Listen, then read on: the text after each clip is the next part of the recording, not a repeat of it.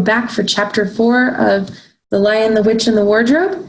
And this chapter is called Turkish Delight. And the last chapter ended really abruptly. I mean, so far, this Queen of Narnia has been questioning Edmund and has said to him, "What are you?" Which is kind of an odd question, right? So now we're going to find out where she's taking that idea. "But what are you?" said the queen again. "Are you a great overgrown dwarf that has cut off his beard?" "No, your majesty," said Edmund. "I never had a beard. I'm a boy." "A boy?" said she. "Do you mean you are a son of Adam?" Edmund stood still, saying nothing. He was too confused by this time to understand what the question meant. "I see that you're an idiot, whatever else you may be," said the queen. "Answer me once and for all, or I shall lose my patience. Are you human?" "Yes, your majesty," said Edmund. "And how, pray, did you come to enter my dominions?" "Please, your majesty, I came through a wardrobe." "A wardrobe? What do you mean?" I opened a door and I just found myself here, your majesty," said Edmund. "Ha," said the queen, speaking more to herself than to him. A door from the world of men. I've heard of such things. This may wreck all, but he's only one and he is easily dealt with." As she spoke these words, she rose from her seat and looked Edmund full in the face, her eyes flaming. At that same moment, she raised her wand. Edmund felt sure she was going to do something dreadful, but he seemed unable to move. Just then, as he gave himself up for lost, she appeared to change her mind. "My poor child," she said in quite a different voice. "How cold you look. Come and sit with me here on the sledge, and I will put my mantle around you and we will talk." Now, before we go on, I will show you quickly what a mantle is, because again, back to the idea that we don't have all this same vocabulary. So this is what a mantle looks like. Not all mantles look the same, but you can see in the picture of the man, it's like an ornate cape that also has comes around and may have a little bit more of a sleeve to it. So imagine her in that. And then also we're going to come across Turkish Delight, which is the title of this chapter. And this is a treat that almost tastes like a gummy bear in the center, and the outside is coated in powdered sugar. And it can come in different flavors. One flavor that is traditional is the red is actually a flavor of roses. So that's a little bit different. Yellow is usually lemon.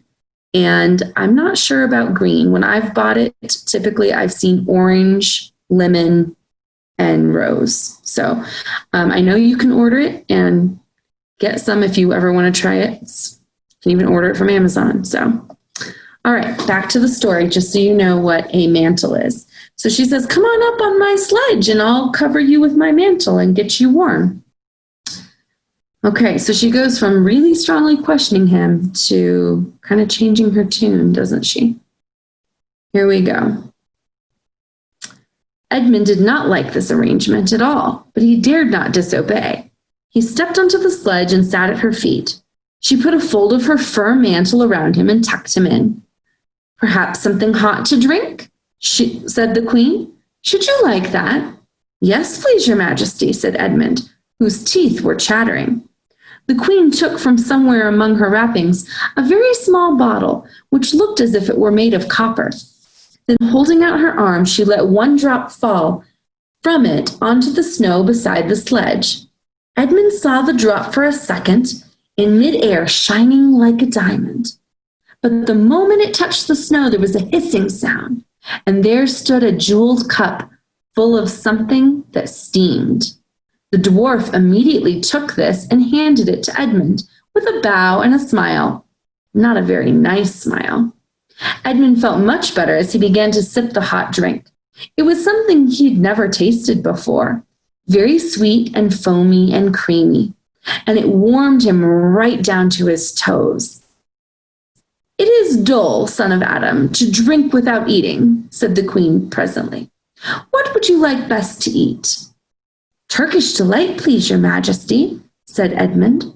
The queen let another drop fall from her bottle onto the snow, and instantly there appeared a round box tied with green silk ribbon, which when opened turned out to contain several pounds of the best Turkish delight. Each piece was sweet and light to the very center, and Edmund had never tasted anything more delicious. He was quite warm now and very comfortable. While he was eating, the queen kept asking him questions. At first, Edmund tried to remember that it is rude to speak with one's mouth full. But soon he forgot about this and thought only of trying to shovel down as much Turkish delight as he could, and he never asked himself why the queen should be so inquisitive, meaning why she's asking so many questions. She got him to tell her that he had one brother and two sisters, and that one of his sisters had already been in Narnia and had met a faun there, and that no one except himself and his brother and sisters knew anything about Narnia. She seemed especially interested in the fact that there were 4 of them, and kept on coming back to it. "You're sure there are just 4 of you?" she asked. "2 sons of Adam and 2 daughters of Eve, neither more nor less." And Edmund, with his mouth full of Turkish delight, kept on saying, "Yes, I told you that before," and forgetting to call her Your Majesty. But she didn't seem to mind now. At last, the Turkish delight was all finished, and Edmund was looking very hard at the empty box and wishing she would ask him whether he would like some more. Probably the queen knew that quite well what he was thinking, for she knew, though Edmund did not, that this was an enchanted Turkish delight, and that anyone who had once tasted it would want more of it, and would even, if they were allowed, go on eating it till they killed themselves. But she did not offer him any more. Instead, she said to him, "Son of Adam, I should so much like to see your brother and sisters, 2 sisters. Will you bring them to me to see me?" "I'll try," said Edmund, still looking at the empty box. "Because if you did come again, bringing them with you, of course, I'd be able to give you some more Turkish delight. I can't do it now. The magic will only work once, but in my own house, it would be another matter." "Why can't we go to your house now?" said Edmund. When he had first got onto the sledge, he'd been afraid she might drive away with him to some unknown place from which he would not be able to get back. But he'd forgotten all about that fear now. "It's a lovely place, my house," said the queen. "I'm sure you would like it. There are whole rooms full of Turkish delight. And what's more, I have no children of my own.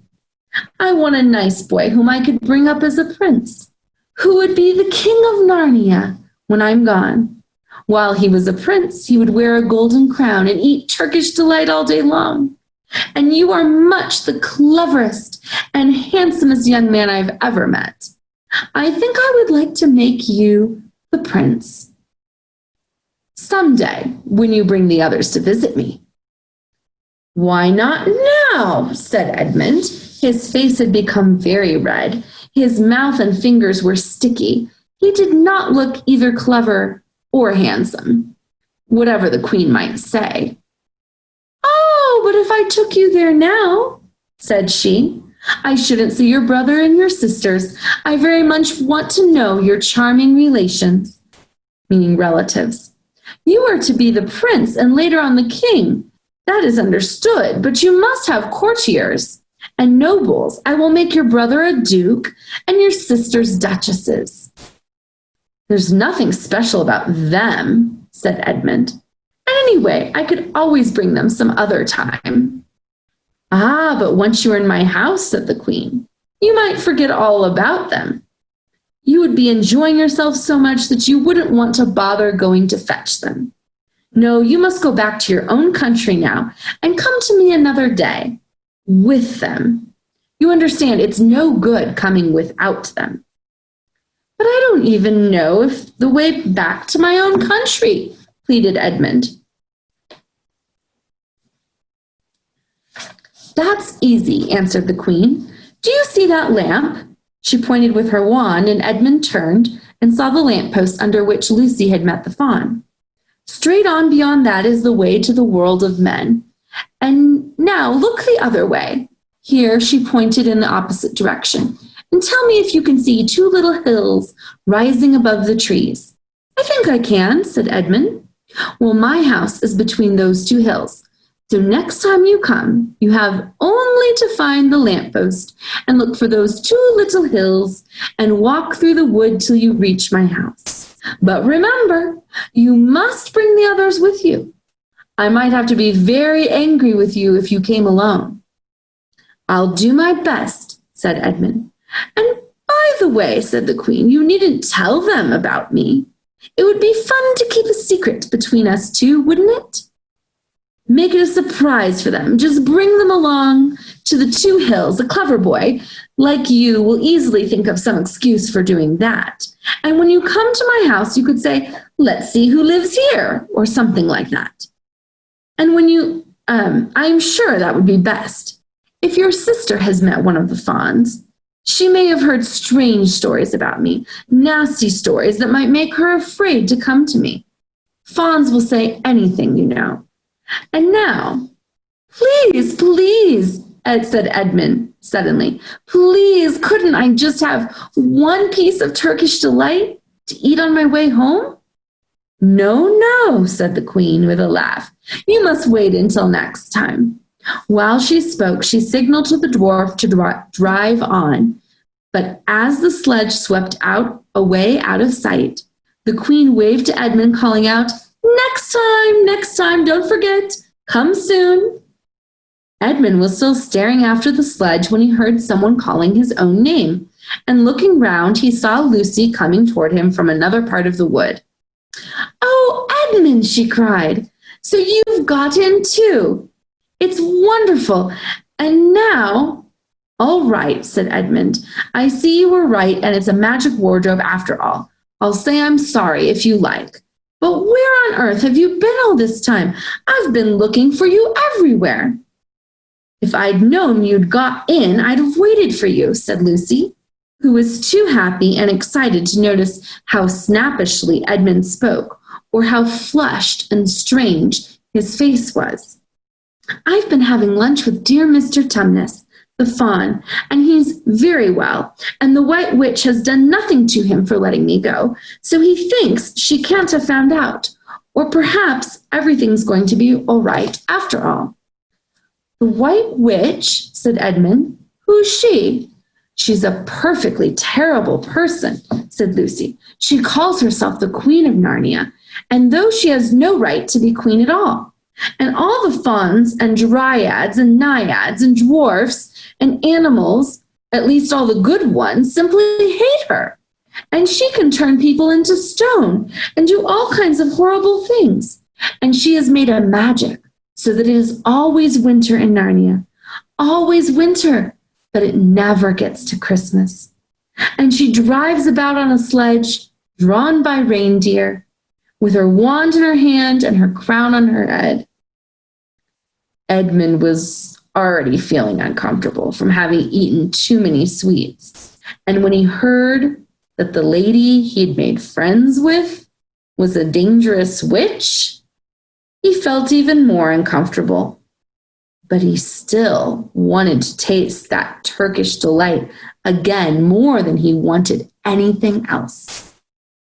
Who told you all that stuff about the White Witch? He asked. Mr. Tumnus the fawn, said Lucy. You can't always believe what fawns say, said Edmund, trying to sound as if he knew far more about them than Lucy. Who said so? Asked Lucy. Everybody knows it, said Edmund.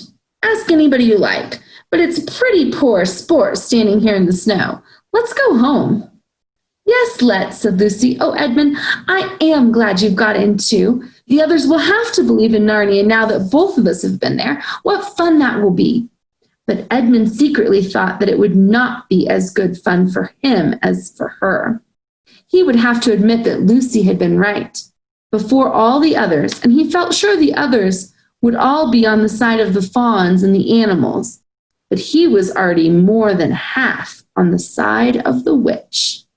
He did not know what he would say or how he would keep his secret once they were all talking about Narnia. By this time, they had walked a good way and suddenly felt coats around them instead of branches.